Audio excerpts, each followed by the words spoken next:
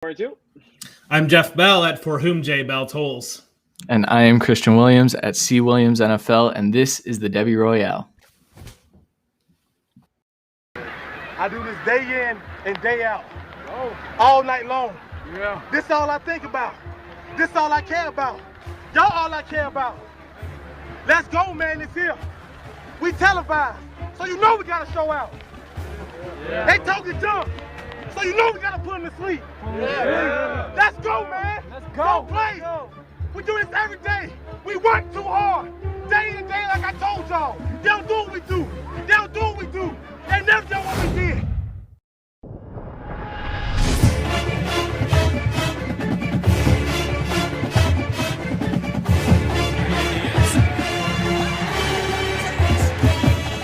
Off to the races. Can they catch him?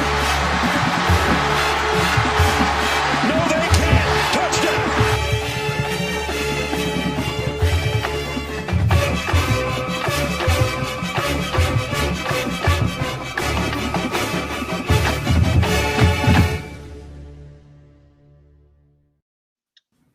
What is up, everybody? Welcome to another episode of the Devy Royale, a member of the Going for Two family. Today on the show, we're going to be doing a Devy breakdown on three of the top ACC Coastal teams, picking a matchup of sports events. We're going to be talking about some college football's recruiting hits and misses in the past 20 years. But before that, we're going to dive into some college football news. And, I feel left out because I did not get to meet my co-hosts this weekend. They got to party, hang out, hug each other, apparently hug random dudes like Jeff Bell. So how you guys doing? How was the party, Jeff? Did you have a lot of fun? Anything embarrassing happen? Nothing embarrassing happened to me. I didn't stay in one place long enough for anything embarrassing to happen to me other than, hugging what I believed to be Devy Kane, our good friend from the Devy Marketplace, and it certainly was not Devy Kane. And so to the gentleman that I just kind of gave a hug and said, "Hey, Kane, great to see you," and just immediately walked away as I immediately realized my error, I certainly apologize. I hope you're watching, and I appreciate you being there. And maybe we can link up sometime that I can actually learn your name, as my shame caused me to just walk away. But it was a fantastic weekend here in the lovely state of Ohio. And I'm sorry that you were not there, Kevin. And certainly several people mentioned, where is Kevin, or what's going on with Kevin? Wish Kevin was here. And we all wish that Kevin was here.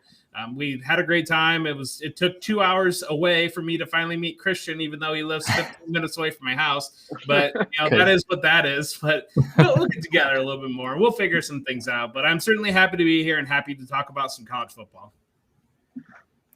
Yep. Jeff is the funniest guy at parties. I'll tell you what. He doesn't stop moving. You think you know where Jeff is, and you turn around and he's gone. He's all the way across the party talking to some other group. It's a good time. It was fun, but I echo that what Jeff said, Kevin. I had a lot of people mention that they wished you were there. So hopefully next year, or maybe we'll do our own thing. Maybe we'll meet up before the expo next year. Yeah, we'll get Kevin out to a Buckeyes game. But we'll figure it out. No, it was good seeing all the pictures, everything. I was a little bit under the weather, so it was good to see you guys. And that random dude out there, I'm so sorry. I don't know where hugging came. Hugging's back, and that scares me as an anti. It probably shouldn't have been. Yeah, probably I'm out. Mistake. All right, so let's jump into the. Give me another 5 days, and I'll tell you if it was a mistake or not. That would be the ironic part. All right, let's jump into some college football news. That's why we're here. That's why we're here doing the podcast. You know what? The biggest thing is really, the Big Ten, the ACC, Pac-12 came out. They're going to have maybe an alliance. I feel like we're in a weird attitude era, WWF, WCW merger going on right now. Like, we got to protect each other here. We got to do these type of things. So, for me, the biggest news I think from this is, like, I feel like everybody's just trying to protect each other, and really, hey, it's survival of the fittest here. I did see something that I was going to ask you about, Jeff, and for some reason after you told me you hugged a random dude, I cannot remember. This was about the money thing. So when you're looking at these three different conferences, they said that basically they're actually looking for Amazon and other places to maybe bid for the rights of their TV. So could we see college football go behind a paid subscription service now? That's going to change the whole mindset of everything, right? I mean, it kind of is already. Outside of network TV, you kind of have to have. I know, like I have to have a cable package to see all the college football that I want to have on the weekends, and that's the reality of it. I haven't been able to find a streaming service that fulfills all my needs, and so we're kind of already there. It's just in a different form. The biggest thing that I've read that what they're looking for is to add the magic number in viewership in these games is 4 million viewers, and so I saw like a whole diagram that had broken down that over the last 10 years, I think maybe it is, or 5 years or something like that. Probably more like 10 years. Alabama has had 36 games that they had over 4 million viewers. Ohio State has had 31. Michigan has had 26. And then everybody else is kind of in like the 17 range. And so kind of what the goal is of this alliance is to add more good games so that to increase the TV value between the three conferences going in together. You get an Ohio State Clemson game, that's going to pop a big number. You get even Michigan Clemson is going to pop a big number. These matchups, these premier games, that's the entire goal because you've got the force that the SEC is turning itself into between Texas and Oklahoma joining the conference. They're going to be hitting that number quite often. So this is kind of the lifeblood for all these conferences if they're going to continue or if they're going to lose their top teams to whatever that SEC alliance is. And I've said on the show and I've said in tweets that if the Big Ten is not bringing in Clemson's, Miami's, USC's, Oregon's of the world or figuring out some way to do business with them, then they're going to lose Ohio State and Michigan. But it looks like that they're getting ahead of this, and that's kind of their answer to it right now. Yeah, and I feel like it's just kind of an extension of the Big Ten ACC basketball challenge that we see every year. It seems like that was actually ahead of its time a little bit. I know that basketball, there are more games and there's more opportunity to play out of conference games. But that Big Ten ACC challenge is one of the most watched weeks in college basketball at the beginning of the season. And then it kind of dies off until March Madness, of course. It seems like something similar, and they kind of leverage their relationship and like you've mentioned on the show before, Jeff, the Big Ten and the Pac-12 have always had a good relationship as well. So I think it's smart business. I don't know what exactly it will all entail. Like, does this mean we get two, the Big Ten, each Big Ten team plays one ACC team, one Pac-12 team? I don't know what it looks like, but I think it gets rid of the Akron games, the Miami, Ohio games, things like that. So I think those are going to be replaced by actual games that matter and are fun to watch. I wanted to, Jeff. I kind of want to know what does Oregon State pull in on a weekly basis? Like 500 viewers or 1,000? I would be. There are teams that matter and there are teams that try. So that's all I kept thinking about. I could imagine Oregon State Washington State game bringing in about. It's not going to pop a number. I'm telling you that unless we get Ryan Leaf and Steven Jackson out of retirement to go play for Washington State and Oregon State, that game is not going to pop a number. But I think what it might do is you've got now Ohio State can play Clemson or Miami or USC and Oregon in this alliance, and I kind of wonder how it's going to play out with the SEC. And it surprises me that the ACC would be involved with this, just because it seemed like for certainly the entire college football playoff area and probably most of the BCS and even before era, the ACC and the SEC is kind of moving in lockstep together. And so the ACC is kind of looking at this is a self-preservation measure to keep Clemson and keep Florida State and keep Miami here. But I wonder if they're going to get into a situation where these conferences are just playing each other in the big non-conference games, and the SEC is just kind of stuck playing 8 SEC games and then 4 Sun Belt teams. I don't know what it's going to end up there. Yeah, no, I think that's what they mentioned too. Like, this would be an alliance to make sure that they keep out like certain amount of SEC teams. So like they're basically saying, SEC, you can try to build a super conference, but if you want us to play in your playoff, then you have to limit how many teams you have in it. So like, I think that's also self-preservation, right? And hey, if it's finally, if they get to 12 teams in the playoffs, maybe the Pac-12 will actually have a team in there, and that would be good for the Pac-12 because they need some Maybe we'll see. But it'll be interesting to see. I'm excited to see it. I'm glad we don't have to worry about it once the season starts. The AP top 25 poll came out. We already kind of mentioned the polls. Anything, I'll go to Jeff. Do you think Alabama finishes number one? They're already number one everywhere. Are they overrated? I'm not going to get trapped in this twice in 2 weeks in a row. No, it's Alabama. Yes. I mean, yes, but no, but yes, but no, but until that's hard-hitting analysis. I like that. Well, until they're beat. Okay, it's the thing. Okay. Like it goes back to the Tom Brady, Bill Belichick Patriots, and the Nick Saban Alabama regime. Until they are beat and they are completely done, even if they lose one game, they still end up there every year. And so it's like this team almost needs to lose 3 games before they're going to actually keep them out of the playoffs. So I'm not ready to declare that they are overrated simply because I think there's fair questions with all the other teams in the top. Ohio State, it does look like CJ Stroud is pulling ahead and he's going to be the quarterback. And so that we kind of have that little bit of clarity. Certainly DJ Uiagalelei is going to be the first-time full-time starter. Bryce Young in Alabama is the same thing. Oklahoma's defense is always going to be an open question. So are they overrated? Maybe should Oklahoma be number one with Spencer Rattler coming back? Probably, but it's Alabama. Yeah. All right. They get grandfathered in. That's the thing. Like, it doesn't matter. Even if they lose the championship game last year, Ohio State loses their quarterback, Alabama just automatically vaults into the one spot. It's going to happen. I don't think they finish there, but I feel like every year this is going to be the preseason poll. You ready for my preseason poll rant?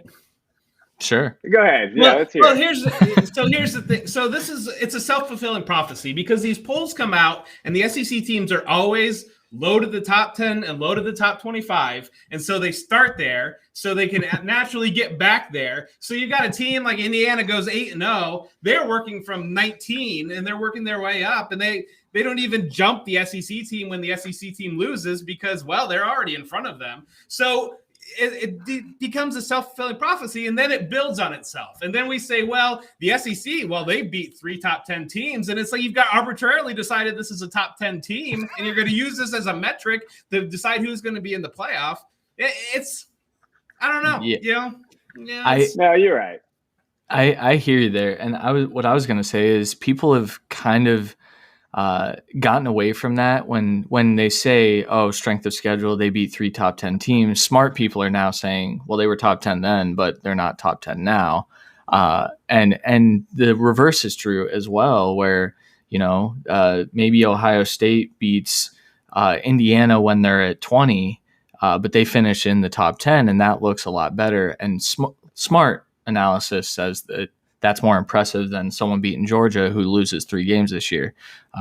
So, yeah, I hear your rant for sure. My rant would be Iowa State, though. What are we doing? Why are we doing it? How are we doing it? It doesn't make sense. No. I don't know what the hell's going on. I don't know what's going on. I think it's the Matt Campbell thing. I think they like him more, and he's a great coach, but he doesn't have the talent there. I just don't see that, especially on the defensive side. I just don't see it. But no, to your point, like that's what's going to happen. Watch, Alabama's going to beat Miami. I think Miami's ranked 14th right now. Like something stupid, 15th, 16th, somewhere in there. Yeah. And then they're going to be, they beat a top 20 team, which Miami's really not a top 20 team. But then they, that's that. When I saw that on the schedule, I said, here we go. And then so that's just going to be. Then Alabama's going to go beat, Southern Alabama FCS school, and then everybody's going to talk about them. It's just, I know, I hate polls. I hate top 25 polls because it just kills me. But yeah, like you said, I mean, these 4 teams are going to be in the top 25 preseason polls probably for the next, 6 years, if we had to guess. Like that, I mean, it's going to be those 4: Alabama, Oklahoma, Clemson, Ohio State. That's college football. But unfortunately, we do have to talk about the ACC Coastal, and we got to go into that. And Jeff is super excited about talking about his team. Like he could not. I think he hasn't picked the preseason favorites. Georgia Tech, old school. I like Georgia Tech more when they play a triple option, to be honest with you. But Georgia Tech, they do have some. They have 2 pieces I think that are pretty good for Devy. And Jeff's gonna give us kind of a rundown. So what did you see with Georgia Tech, Jeff? Yeah, the Georgia Tech Rambling Wreck. And I do think that this potentially is an ACC team that is sleeping, that could get better. But Jeff Collins has one of the hardest jobs in college football of being competitive with the program while they're transitioning out of an antiquated offense. And so it's been a real struggle the last 2 years. And certainly this year is not likely to get better. When we look at the schedule breakdown, they start out September 18th. They're playing at Clemson. Then September 25th, the very next game is a body count game against North Carolina. Then they wait until November, and they've got at Miami on the 6th, then at Notre Dame on the 20th, and then their rivalry game with Georgia on the 27th. So right down there, if they win one of those games, it is a massive step up for this program, and I am not having that expectation. So right now you're starting – at a potentially best case, 4-3, because the reality of it is they're not that much better than the other teams they're going to play. It's a little bit frustrating with the competitive level that we're seeing, especially out of a program like Virginia Tech. Virginia is a little bit more competitive, but they're not bringing the Devy assets, and let's roll into those. So the running back that everybody's got their eye on is Jamir Gibbs. We've talked about him previously on the show. He's an excellent pass catcher.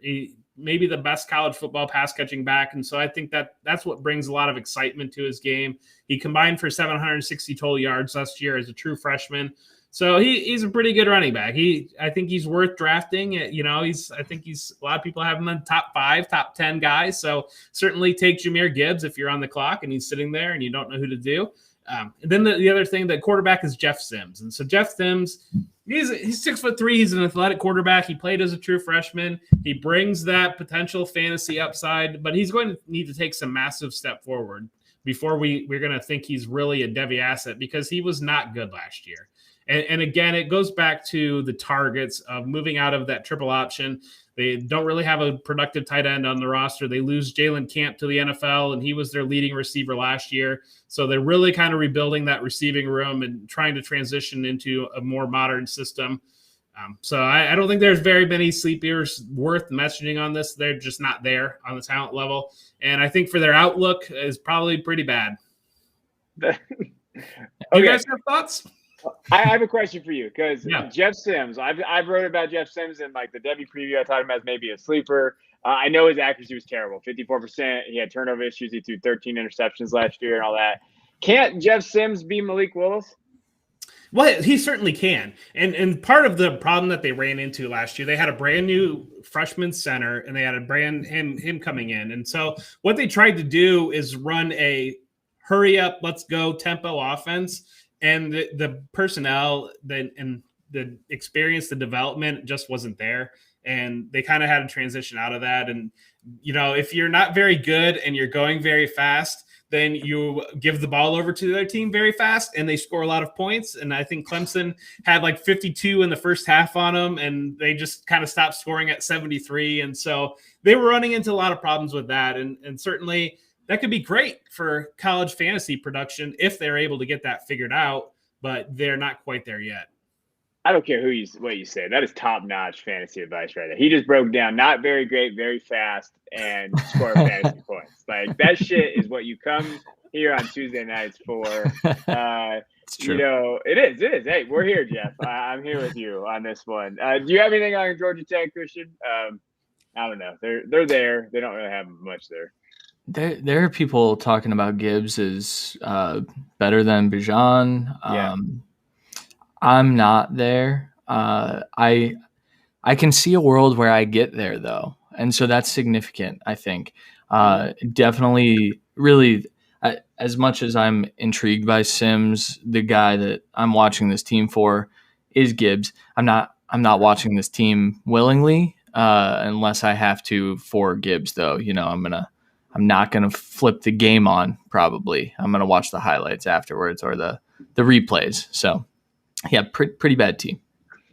All right, let's go to North Carolina, because I think this is a much better Devy fantasy relevant team, and we got Christian because this is his favorite team. We got to make sure he can talk about him.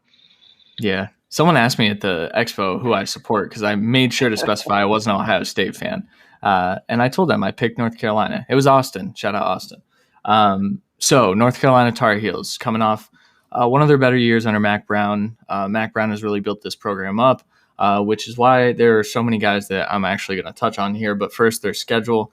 They get Miami at home on the 16th of October. They also get at Pittsburgh on the 11th of November. Outside of that, they play Virginia, of course. They have a really, really easy schedule this year. And I actually did not realize how easy their schedule was until I looked at it just now. North Carolina is going to be a good football team. And I think as I get into these Devy relevant players, it might kind of shade how we are viewing them. So, for example, Sam Howell, my current QB1, probably not a Devy QB1 for most people, but in the top 5 for sure. He's a 2022 quarterback. We've talked about him a ton on here. They run an offense that has never been super friendly to Sam Howell's NFL prospects. It's kind of what people like to call a fake offense, a lot of play action, a lot of RPOs, stuff like that. I think we're going to see a lot of that this year. The difference is that they lost a couple of receivers to the NFL. And so as I get into these wide receivers, there aren't too many Devy relevant guys to talk about. They kind of all left. So Joshua Downs is a guy that everyone's very, very high on. I'm still a little bit indifferent on him. I kind of, obviously we didn't get to see much of him, but I fear that his upside's a little capped. Though, again, we keep talking about receivers and what the NFL likes. This guy profiles to be exactly what the NFL likes. So if he takes some steps forward this year, I think we could see him be a day 2 pick. Moving back a little bit, Drake May, my boy Drake May, he's not going to get on the field this year, but very much so a Devy relevant player. He's being drafted, I would say in the top 20 to 30 quarterbacks, depending on the league that you're in. And that is well worth it. Drake May could very well end up the 2024 QB1. So that's a guy you want to keep an eye on, see if he gets some snaps this year. There's a chance they redshirt him, but they wouldn't really need to because he's not going to last all 4 years. The running back room, Ty Chandler is going to start for them this year, I think. He transferred over. Some people like him in Devy. I think this is a day 3 NFL draft pick, and so I don't know how much you're really going to get from Ty Chandler at the next level. In C2C formats, I think he's much, much better than in Devy formats. The running backs that matter, though, Caleb Hood and Kamaro Edmonds. Hood got to campus early. Kamaro Edmonds did not. So it seemed as though Hood took like a leap forward, but I think once we get into the season, I think we're going to see Edmonds carve out a role, whereas Hood might not. There's a chance that both of those guys overtake Ty Chandler, though, because they actually have upside and some talent. Caleb Hood's a 3-star. Kamaro Edmonds is a 4-star. I don't know if I mentioned that. And then sleepers, this team, like I said, they're a little depleted right now. They're going to have an influx. They're going to have a good 2022 class they're going to have good classes for as long as Mac Brown's there. However, one sleeper that I'm keeping an eye on is Coffrey Brown. He is De'Ami Brown's younger brother. He didn't get on the field too much, but he profiles to be a starting wide receiver for them this year. I think he's going to be a favorite of Sam Howell. In doing some research, Sam Howell, I believe it was either Sam Howell or Mac Brown, said some good things about Brown and his development this year. So he's a guy I'm keeping an eye on. He's not super high on anyone's boards, but definitely worth noting. In terms of their 2021 outlook, like I said, I think they have a chance to be a very good football team. I think they finish in the top 10, if only because they have a very easy schedule. They could go undefeated. If they beat Miami, I think they go undefeated this year, even with the lack of offensive talent. So maybe it's biased because that's my favorite team now. I don't know. Maybe I'm crazy. What do you guys think of North Carolina? I like this team. Caleb Hood was a quarterback in high school. He was 205 quarterback, and then they moved him there. I was reading something about him, and Mac Brown was talking about how the biggest concern with him was pass blocking, but he's like, well, no shit, a quarterback has trouble pass blocking because he's never done it before. And he talked about how he's gotten a lot better at that. I think Caleb Hood, I'd probably draft him a little bit above Edmonds right now. Edmonds had that injury. Something weird happened to him, where he didn't get on there. He's kind of recovering. I think Ty Chandler's going to play a role there. But I love you pick Coffrey Brown. I actually mentioned him earlier. That kid's fast as hell. You watch his tape. he is fast. And I agree with you on Downs too. Like, doesn't Downs kind of, I don't know, I don't want to say he reminds me of Diami Brown, but he kind of, I don't know, he kind of profiles that way, right? Like draft capital, probably, like it's pretty close. Yeah. I think that's a good comp, and I feel like it's always easy to compare receivers that go to the same school because they play the same. He's going to play that same role. Yeah. And so I hope that it's a little more expansive. We're seeing what Diami Brown can do in Washington camp right now. He's running different routes. He's not just run and go routes like he kind of did for North Carolina. So. Yeah. Jeff, do you have any opinion on North Carolina?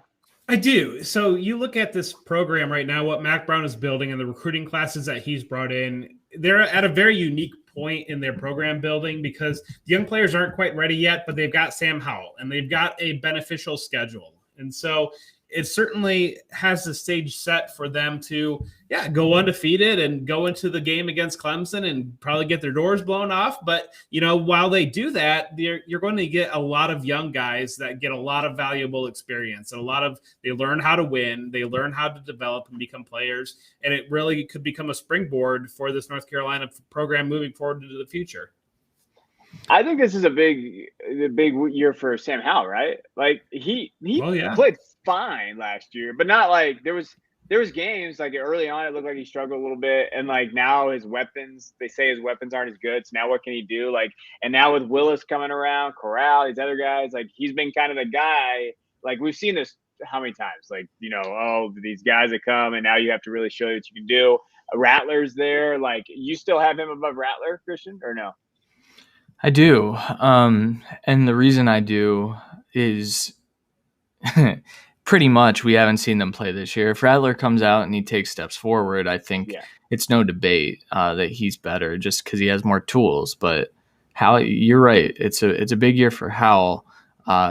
In listening to interviews, because I think that's super important when evaluating some of these quarterbacks too, Howell seems to have his mind right this year. He's praising all of these young guys and saying that they're working harder than any other team that he's been a part of there. So he seems to be taking a really good leadership role, which I think that's good for him too. Yeah, and I do think that we've seen this before in college football where, you've got the guy that he plays as a freshman, plays as a sophomore, and he just gets nitpicked. And he end up, they moves down the board a little bit because that happens. I feel like that a little bit, Justin Fields, that happened with a little bit where like he just got nitpicked because we've seen him on a big stage. We've seen him in all these games. And I feel like Howell might be set to have that happen to him. It doesn't seem like the draft community, it seems like the draft community right now is Rattler comfortably at number one. And certainly they're very excited about, guys like Malik Willis and whoever else might come in. So this might be the type of case where, and Howell's not bringing that mobility either that NFL teams have really started to look for in the position. So he's certainly talented. He's got the arm talent, but yes, it's a massive year for him. Drake May could be QB1 of that class, guys. Well, okay, I forgot Quinn Ewers is alive, but after Quinn Ewers, like I forgot about that. But Drake May can be in that top 3 area right there. Like he's freaking good. Like you watch him play, you watch his arm talent. Like he could like realistically playing behind Hal there. Like he'll get some games too this year. Like he's gonna come in when North Carolina blows out whoever Syracuse in the first half, and then they come out. I mean, May's going to be able to do that. So, like, I'm a big believer in May. I know Christian is as well, and I think Jeff is too. I think he can step up. Unfortunately, freaking Ohio State has 7 QB1s in this class, so we have to go from there. All right, we're gonna. I hate you. All right, let's go to Miami now. So Miami Hurricanes. Our guy Brett Brito, I know he's a big Miami guy. Christian's not, so we made sure he didn't get this team. For me, their schedule is Alabama, Chick-fil-A kickoff in Atlanta, Georgia, first game of the year.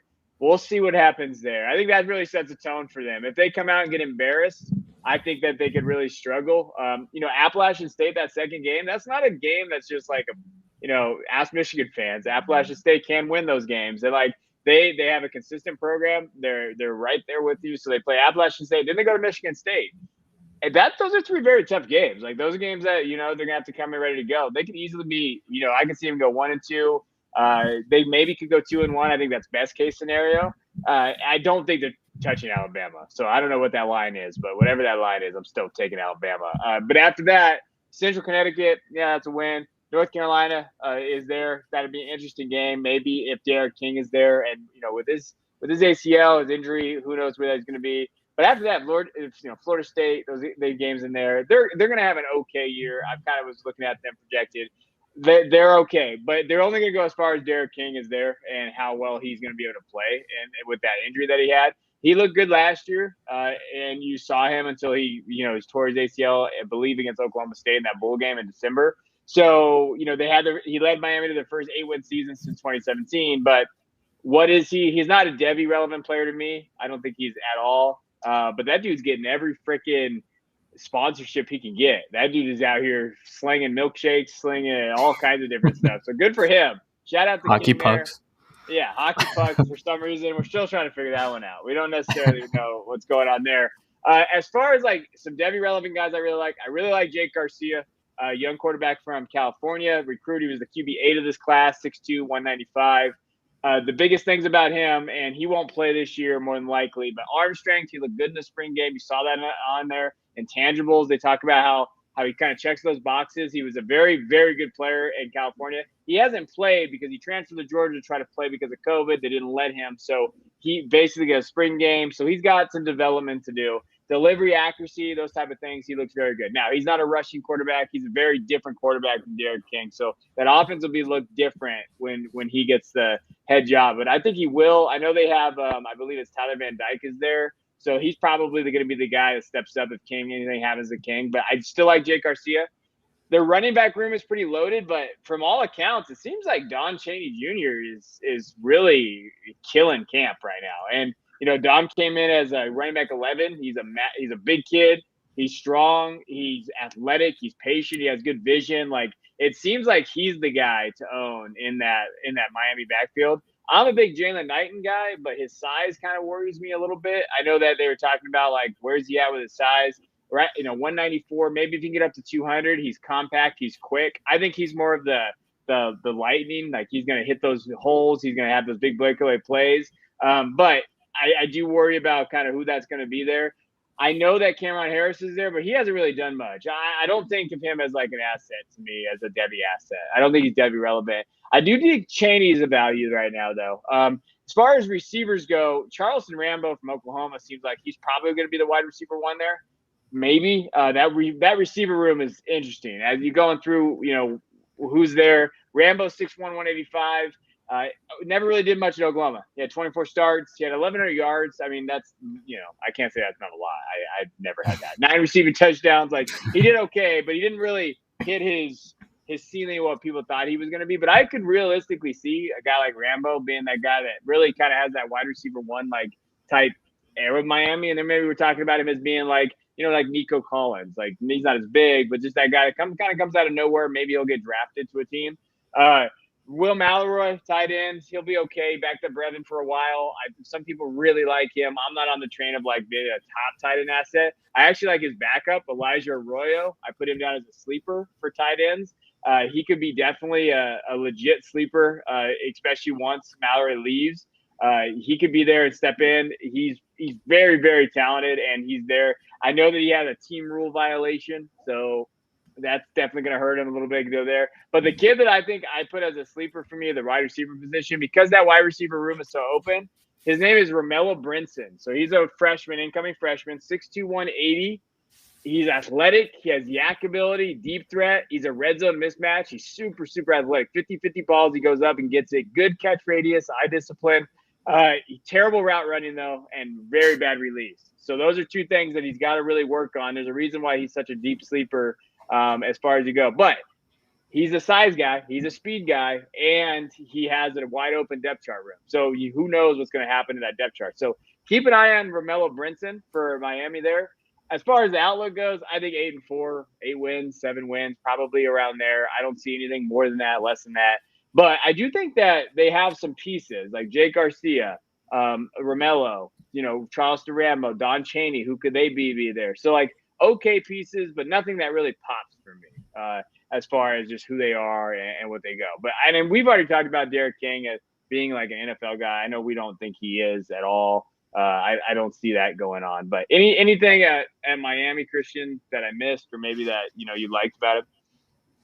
No, I think the one thing. So I drafted Will Mallory late in my 1C2C draft, and I was kind of doing that based on the hype that he was getting on Twitter and in other places.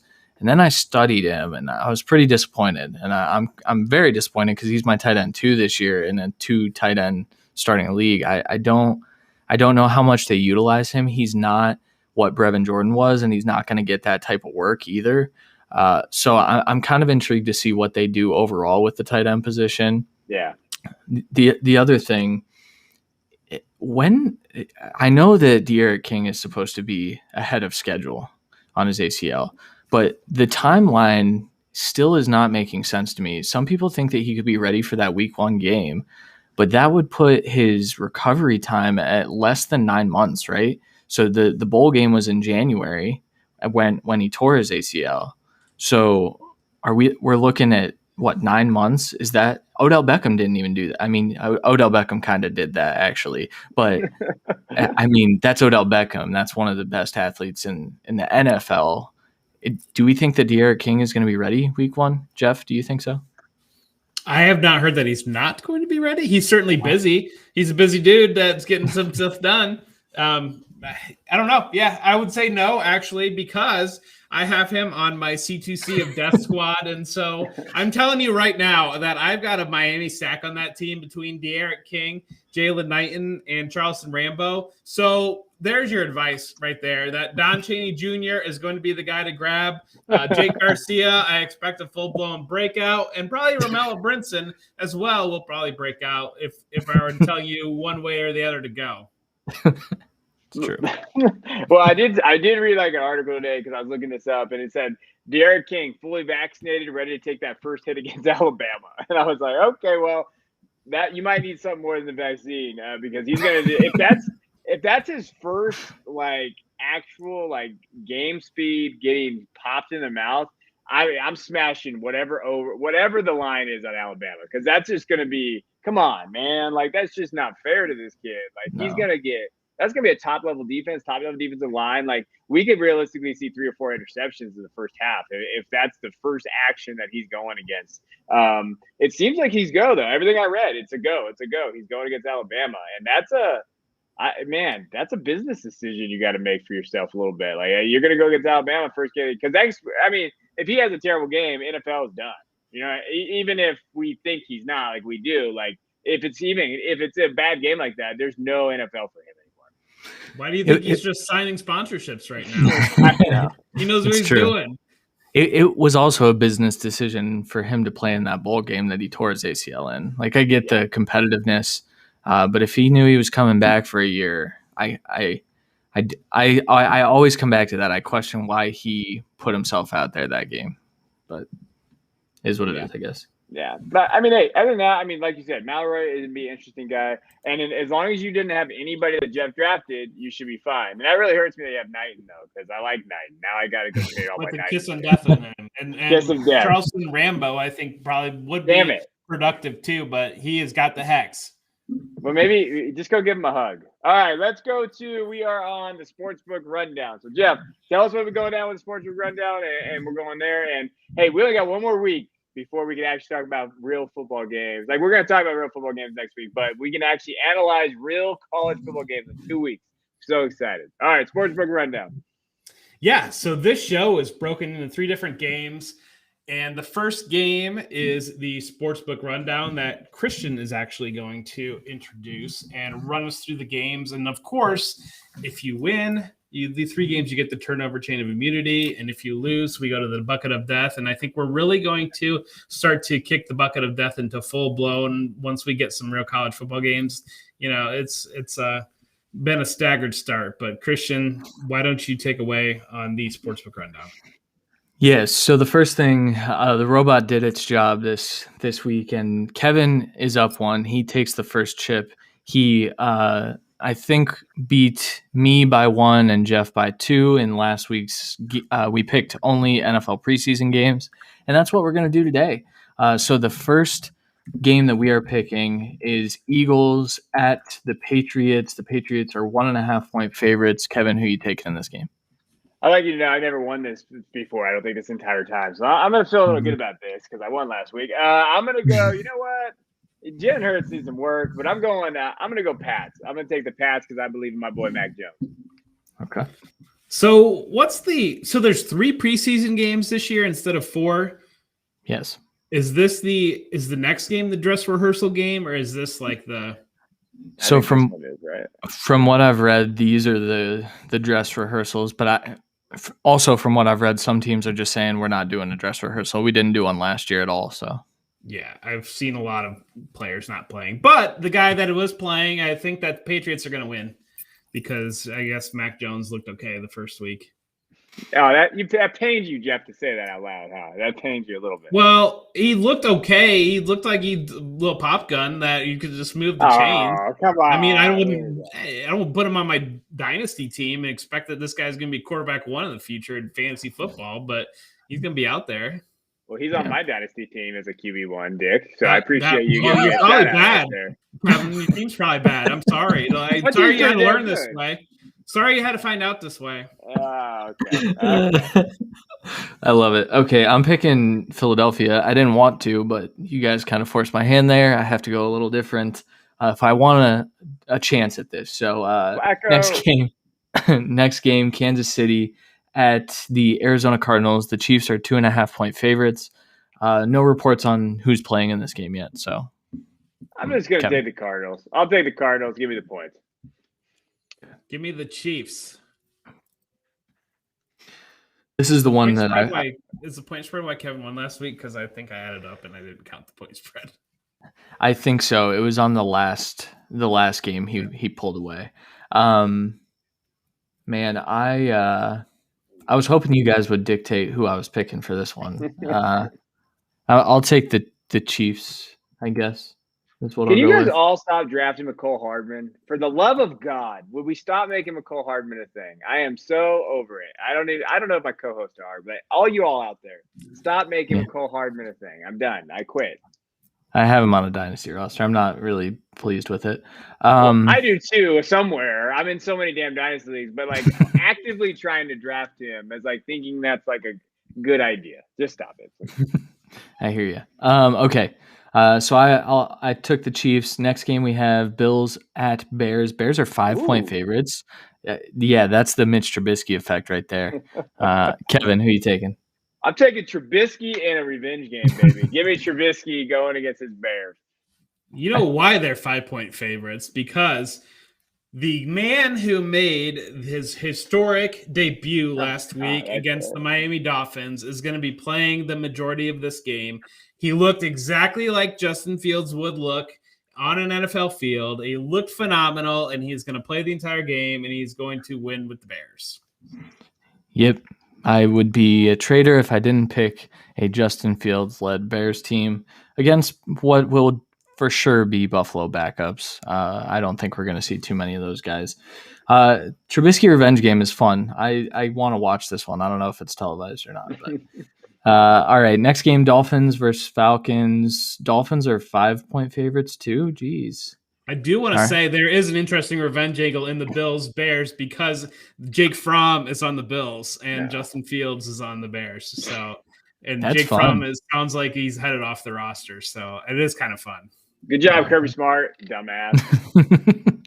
Kirby dumb. All right, Kevin, who are you picking in the Dolphins-Falcons game? God, 5 points is a lot in a preseason game. I'm gonna go Dolphins, I guess. I'll take the point. All right, I'll give the point. I am taking Miami too. The reason why this is 5 points, and so I've been doing the Football Guys camp reports for the Falcons, and they're not playing anybody in these games, and so that's why it's a big spread. They're just playing backups. Look at that inside information. Good for you. I love it. Yeah. See, I think I'm going to take the Falcons because I think they cover. I think it's a close game, even with because I don't think the Dolphins are going to play their starters as much as they did even in that first game.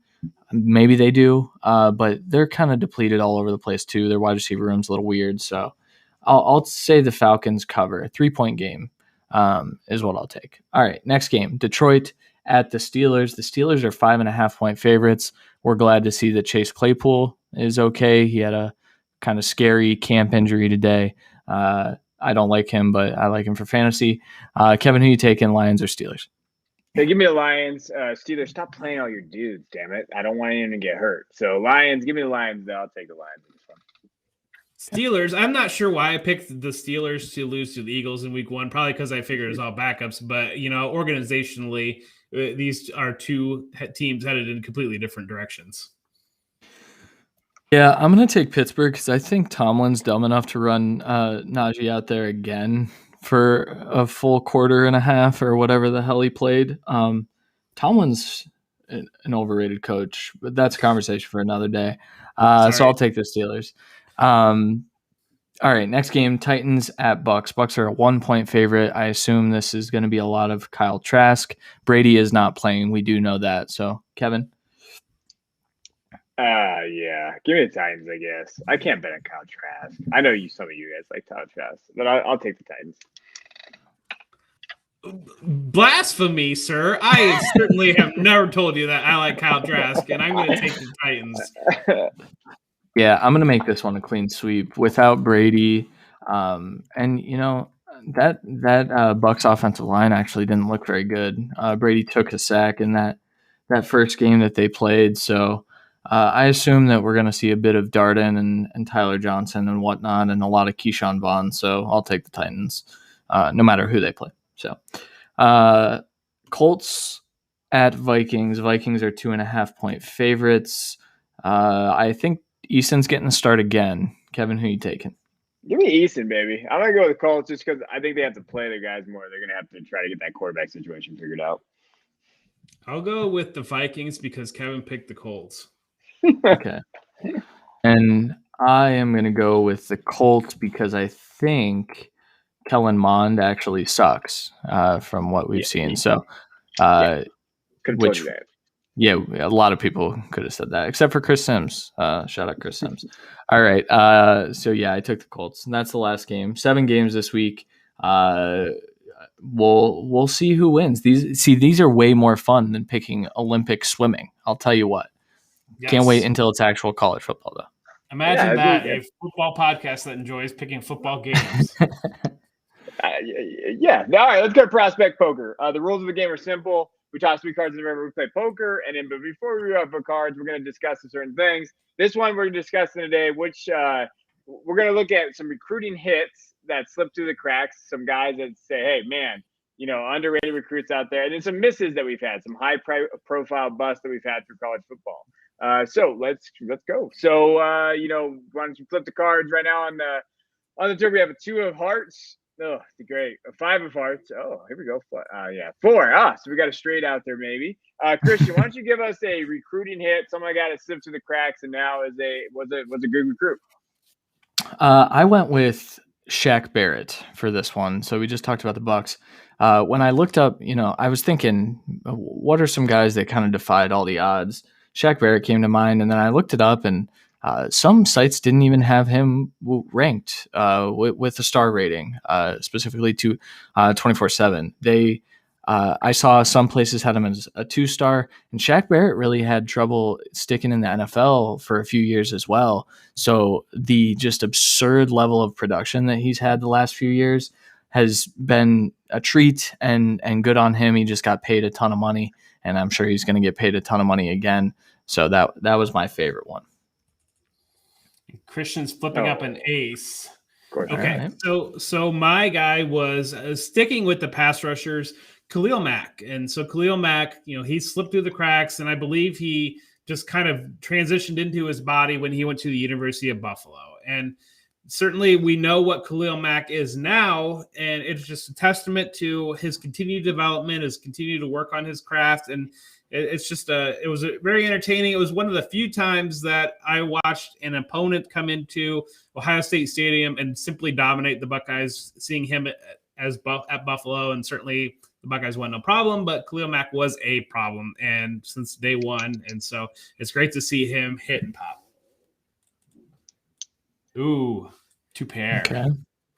All right. So I went a little different route because I just don't know any defensive players. But I went Baker Mayfield, and the reason why I did this is because when you look at their class that he had in 2013, he was the 47th ranked quarterback on 247 Sports, and he doesn't even have a quarterback. I think Washington State offered him, and he ended up, obviously, we know his story where he went. But if you listen to these quarterbacks that went ahead, this is the top 10 in that time. Christian Hackenberg, you remember that guy? Christian Hackenberg, Penn State. Max Brown, Bryce Ramsey. Who the hell is Bryce Ramsey? Shane Morris, Cooper Bateman, Cody Thomas, Kevin Olson, Joshua Dobbs, shout out, Tennessee, Troy Williams, and Ryan Burns. Those are the top 10 quarterbacks in 2013. Mayfield went 47th. We know he won the Heisman, and he's at the Browns, and Christian, loves him. So that is where that goes. I almost, what he's been able to do and accomplish being a Heisman winner, what he did, I mean, he's a sleeper for sure. Yeah. An ace. Throwing up an ace. All right. We're gonna go some busts now, some high profile busts. So Christian, who do you got as your bust? Yeah, I'm gonna stick to my new brand on here is hating the players that went to this school, and so my high profile bust is Matt Barkley. Matt Barkley, when I was looking through just like the top 100 recruits of all time, Matt Barkley fell very early in that list. He was supposed to be the next big thing. He was supposed to be, the next Peyton Manning, the next, whoever, John Elway. He was not that. He, in fact, was not that. He had a few good years. He stuck as a backup. That was not what his career path was supposed to be. So I'm sorry. I'm sorry to all Matt Barkley fans out there. He had a rough career, and so here he is. That's not good. 7 of diamonds. He got not really much of anything. And so my guy that is a bust, Dorial Green-Beckham, was the number 1 recruit. He was massive, I believe, 6'5", 6'6" wide receiver. I want to say he started out at Oklahoma and then ended up at Missouri, but it might have been the other way around. Certainly, it just never took on track. This guy, he just really needed to spend 3 years in college, keep himself clean, and he was going to be in the first-round NFL draft pick, and he never did it and never hit, and we even continued to buy in the NFL, and that didn't happen there either. And so Dorial Green-Beckham goes down as one of the biggest busts. Okay. And I got an 8 of hearts. If you win with 4s, I'm going to be very upset. Now, what I put down, I don't know if you guys remember Mitch Mustang, top quarterback. I do. I believe they had a 30 for 30 about him. He ended up going to Arkansas, obviously, but he was not a Houston Nut fan, I believe. I think Houston Nut. Maybe I get that wrong.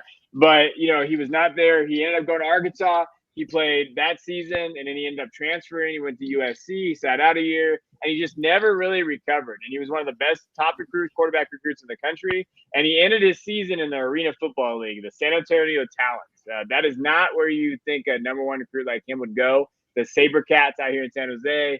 He just never was able to kind of put it together, and he was supposed to be the next guy. He was supposed to be that dude that just tore up, college football, and he just never did it. And he finished at, the Arena Football League. So, shout out to Mitch Mustang. I hope you're doing well out there. I know I think he got in trouble too, but I feel bad for him. All right, Kevin's flip, a 10 of hearts. Oh man, that means I won. Yeah, that's great. Yeah. All right. So you guys are tied 1-1. This happened last week too. We're tied 1-1, and we are going into the final game. The final game is Blackjack Trivia, where we're going to play a little bit of blackjack. And how it's going to work is we're going to flip our cards, and we are going to have a trivia question. If you get the answer right, you can add 1 or subtract 1 to your score, whatever's best. And if you get the answer wrong, then the opposite will happen to you. So let's get loaded up here. And Christian is going to start off with a sitting on and 11. So not bad, Christian. So Kevin is flipping up a 16.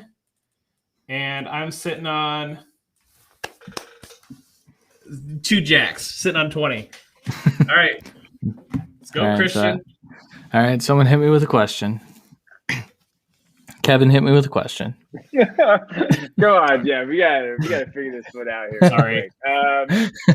Let me pull mine up real quick.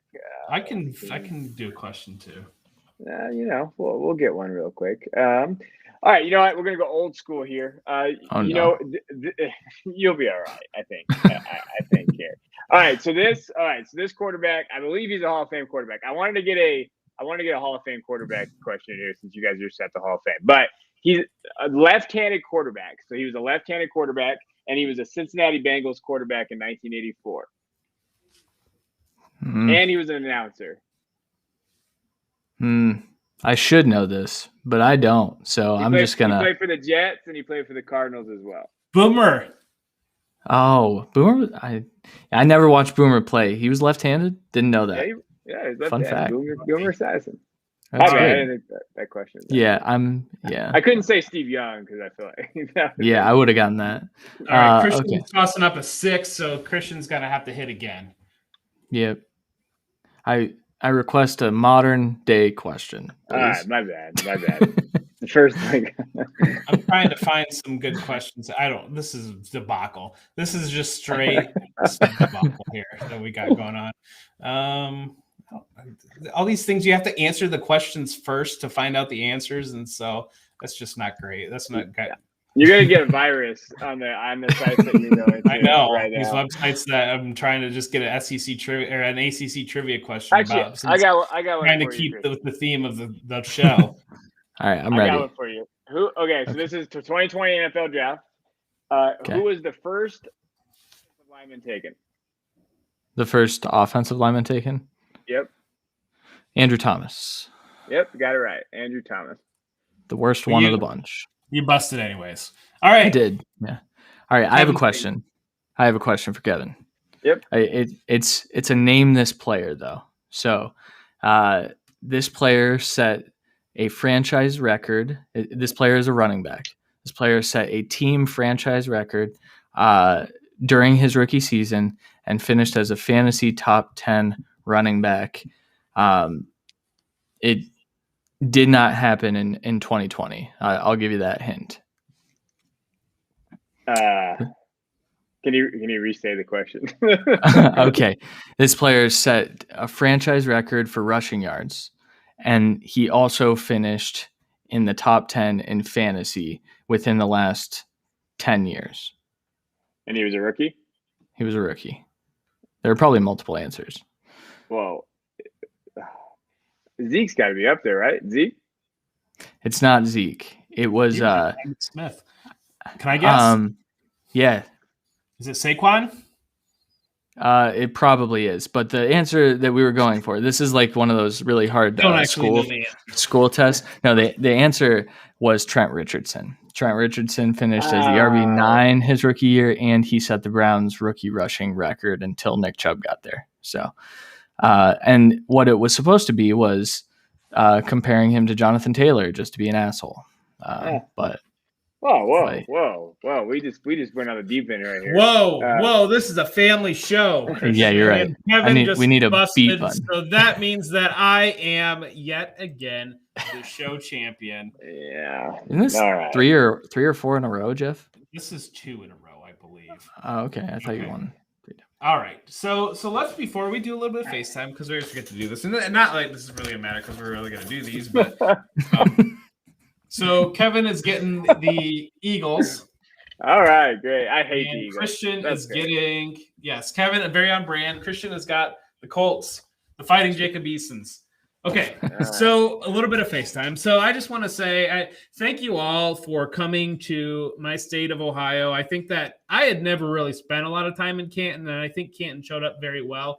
But it was an amazing, phenomenal networking and opportunity to grow together. But I do want to say that let's kind of maybe chill a little bit, and because people missed the weekend, and I think that part of the value in Twitter is to be a community together. And so it's great to rehash things and show pictures and all that, but like, let's maybe try to be a little bit more inclusive to the people that weren't there. And I feel like there's some hurt feelings on that side and some people are battling maybe some insecurities about missing out on the events. And so if you weren't there, know that you were missed. And hopefully you will come next year. There's certainly plenty of room, and it is a great experience. And, I can't wait until we can do it again next year. And hopefully if you weren't there, you were able to go. And so, but again, just thank you to Bob Long, and thank you for everybody putting it on. And we are one community, and we're all in this together.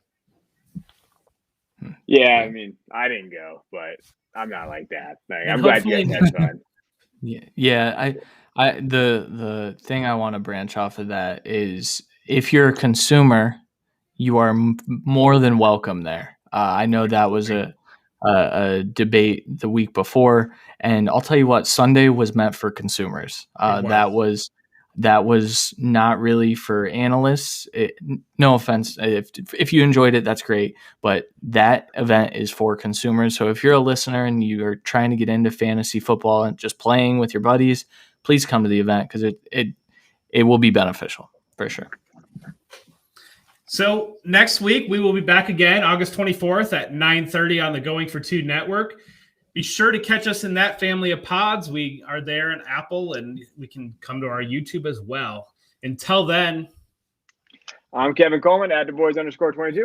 I'm Jeff Bell at For Whom J Bell Tolls. And I am Christian Williams at C Williams NFL, and this is the Devy Royale.